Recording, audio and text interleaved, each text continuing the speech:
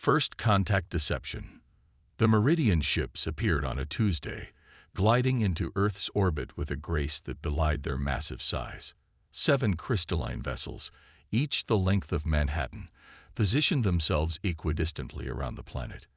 They emitted no radiation, triggered no defense systems, and made no aggressive moves. They simply waited, silent sentinels against the black of space. When they finally broadcast their message, it came simultaneously to every communication device on Earth. The aliens called themselves the Meridians, a space-faring civilization from a distant system they named Fostria. Their holographic representatives appeared as tall, willowy beings with iridescent skin that shimmered like mother of pearl. People of Earth, their spokesperson, who called himself Ambassador Thale, announced, "We come in peace and friendship. We have observed your civilization for many years and believe the time is right for contact. We wish to share knowledge, technology, and cultural exchange. We offer gifts as a token of our sincerity." Within days, the Meridians sent down shuttlecraft bearing technological marvels, medical devices that could diagnose any disease, energy generators that pulled power seemingly from nothing, and agricultural systems that could grow crops in any environment. World leaders embraced the visitors with open arms. International tensions eased as countries collaborated to integrate the new technologies. Dr. Ileana Chen watched the proceedings with growing unease. As head of xenobiology at the Global Science Institute, she should have been thrilled. This was first contact, the moment scientists had dreamed of for centuries. Yet something felt wrong. The gifts came too easily, the Meridians' generosity too complete. "They're giving us everything we've ever wanted," she told her colleague, Dr. Marcus Reynolds, as they examined a Meridian medical scanner. "Advanced civilizations don't just hand over their tech without expecting something in return." Marcus shrugged. "Maybe they're genuinely altruistic. Not everyone has humanity's trust issues." Ileana wasn't convinced. She began examining the Meridian technology in her private lab, outside official channels. 3 weeks into her investigation, she made her first troubling discovery. Hidden within the circuitry of every device was a microscopic transmitter, broadcasting data back to the Meridian ships. When she presented her findings to the International Alien Relations Committee, they dismissed her concerns. "Of course they monitor their technology, Dr. Chen," said General Hammond of the United States. "We do the same. It doesn't mean they have malicious intent." But Ileana couldn't shake her suspicion.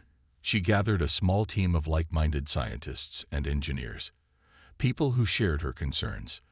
They worked in secret, using facilities not connected to any network the Meridians might be monitoring. Emir Katan, a quantum computing specialist, managed to crack the encryption on the transmissions. What they found confirmed Ileana's worst fears. The devices weren't just transmitting data about their own operation. They were mapping Earth's resources, power grids, defense systems, and population centers. Most disturbing of all, they were gathering biological data on humans themselves.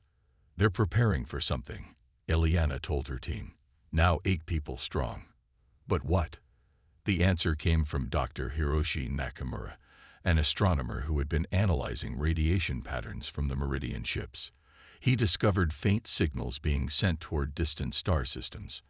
"I think I found something," Hiroshi said during one of their clandestine meetings. "The Meridians are communicating with other vessels, far beyond our solar system.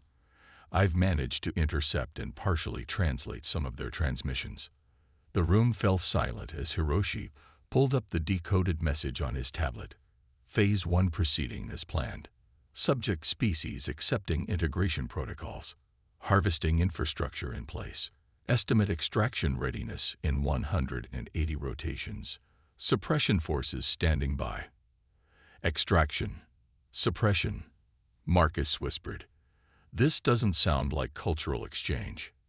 Using the access they had gained to the Meridian communications, Ileana's team uncovered the truth. The Meridians were not explorers or diplomats. They were harvesting specialists. They had perfected a strategy of conquest that didn't rely on military might, but on deception and infiltration. Their pattern was always the same: make contact, offer seemingly beneficial technology, use that technology to map the planet's resources and weaken its defenses, then begin systematic extraction. The process had been repeated on 12 planets before Earth. None had successfully resisted. "We need to take this to the authorities," Emmer insisted after they pieced together the full picture. "With what proof?" Eliana countered. "Everything we've done has been unofficial. The Meridians have spent months cultivating relationships with world leaders. Who do you think they'll believe?" Instead, Eliana proposed a different approach. "We need to develop a countermeasure, something they won't expect." As the team debated their next move, news came that the Meridians were offering to upgrade Earth's satellite network, replacing outdated systems with their own technology. It would give them control over global communications. That's their move, Eliana realized. Once they control the satellites, they'll be able to disable any coordinated defense. The team worked frantically, knowing they had weeks, perhaps days, before the Meridians would implement their true plan. They studied every piece of alien technology they could access, looking for vulnerabilities. Dr. Lynn Barta, a cybersecurity expert, made the breakthrough. Their systems all operate on the same quantum frequency for communication. If we could disrupt that specific frequency, we could shut down all their technology at once. Eliana finished.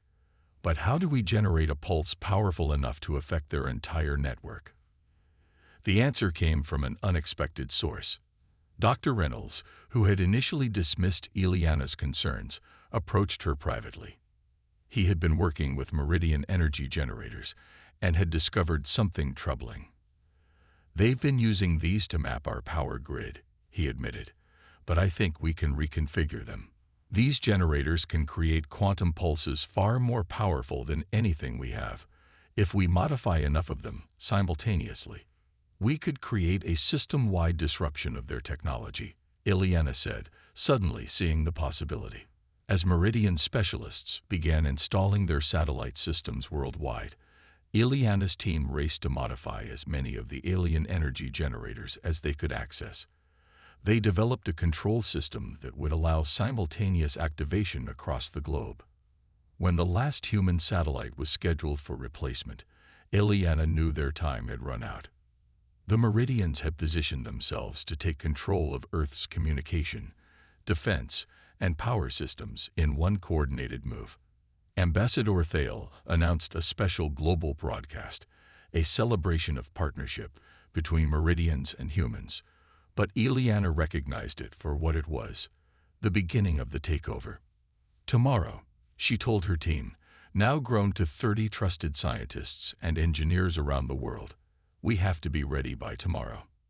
As they made final preparations, Hiroshi intercepted one last transmission from the Meridian ships to their fleet waiting beyond the solar system.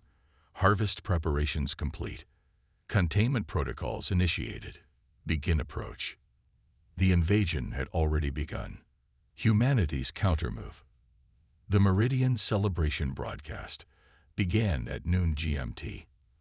Ambassador Thale's holographic form appeared on screens worldwide, his pearlescent skin glowing with what humans had come to recognize as happiness.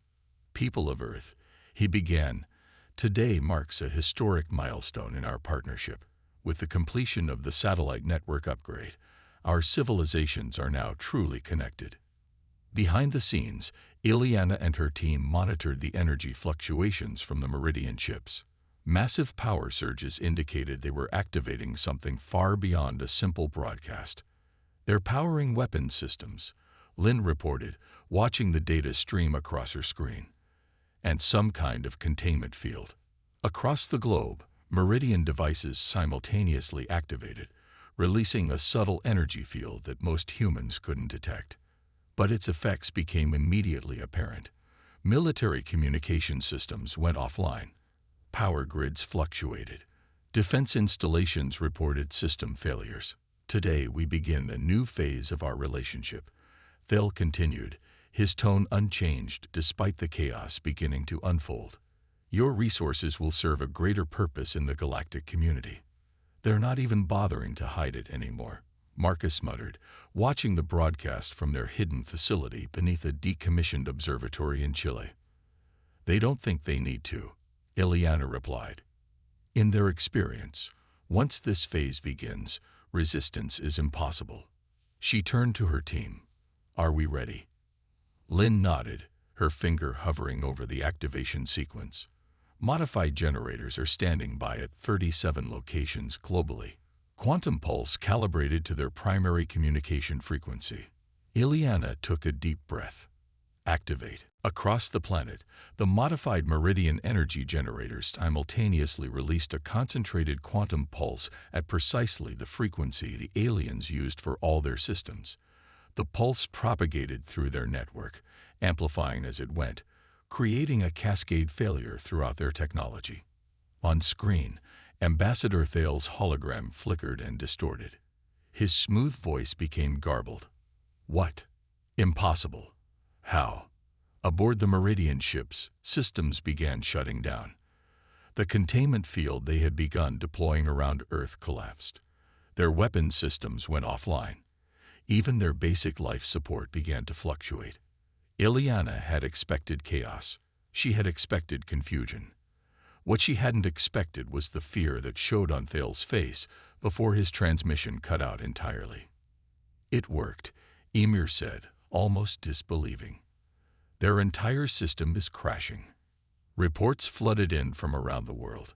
Meridian shuttles fell from the sky, their propulsion systems dead. Their facilities on Earth went dark. The 7 great ships in orbit hung motionless, most of their systems offline. Now comes the hard part, Ileana said. Making them listen. Using the Meridian's own communication technology, now reconfigured to operate on human terms, Ileana broadcast a message to the stranded alien ships. Meridian Command. She began. This is Dr. Ileana Chen of Earth. Your systems have been temporarily disabled. This is not an act of aggression, but an act of self-defense. We know of your harvesting operations on other worlds. We know your true intentions for Earth. She paused, letting the message sink in. Unlike your previous targets, we were not deceived. The technology you intended to use against us has become our shield. We can maintain this disruption indefinitely, or we can help you restore limited functions. The choice is yours.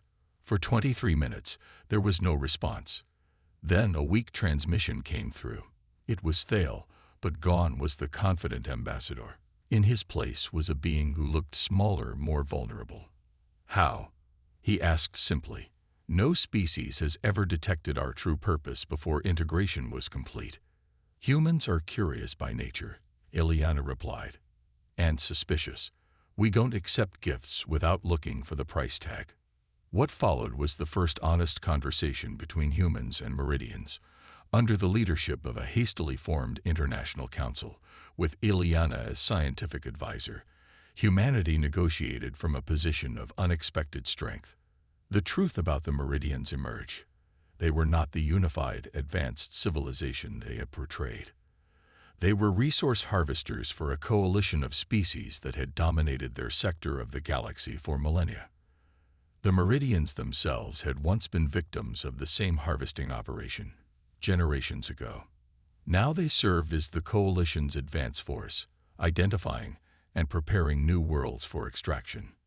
We have never encountered resistance at this stage, admitted the Meridian High Commander, who had taken over negotiations from Thale. Your species' ability to reverse engineer our technology so quickly is unprecedented. If you had approached us honestly, we might have established trade, Ileana told him. Instead, you assumed we were primitives to be exploited. The terms of agreement were straightforward. The Meridians would withdraw from Earth's solar system. They would provide true information about the galactic coalition they served and the other civilizations in nearby space. In return, humanity would allow them to repair their ships and depart. You should know, the High Commander said before ending the final negotiation, the coalition will not be pleased. They may send others. Then we'll be ready for them too, Eliana replied. And you can deliver a message. Earth is not a harvest world. We are not resources to be extracted or a species to be subjugated. We are your equals, at minimum. Remember that. As the Meridian ships departed 3 weeks later, their crystalline forms diminished to points of light in the darkness of space. Humanity began preparing. The knowledge gained from studying Meridian technology accelerated Earth's development by decades. The quantum pulse defense system was expanded and improved.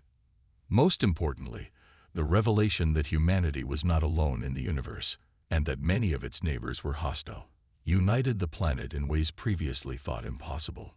International cooperation replaced competition as defense systems were developed, and the first true Earth ships were constructed. 6 months after the Meridians departed, the first signals arrived from another alien species, not from the Coalition, but from its fringes. They had observed Earth's resistance to the harvesting operation with great interest. They, too, had once been targeted for extraction, but unlike Earth, they had not detected the deception until too late. Much of their world had been stripped before they could mount any meaningful resistance. We have been fighting the Coalition for generations, their message explained. Never before has a species discovered their true purpose so quickly or countered it so effectively. Your defense has given hope to many. As Dr. Ileana Chen read the translated message in her new office at the Global Defense Initiative, she allowed herself a small smile. Humanity's place in the galaxy would not be as victims or subjects. They had earned a different role, perhaps as the champions of those who couldn't defend themselves against galactic predators. One thing was certain: the Coalition would think twice before threatening Earth again.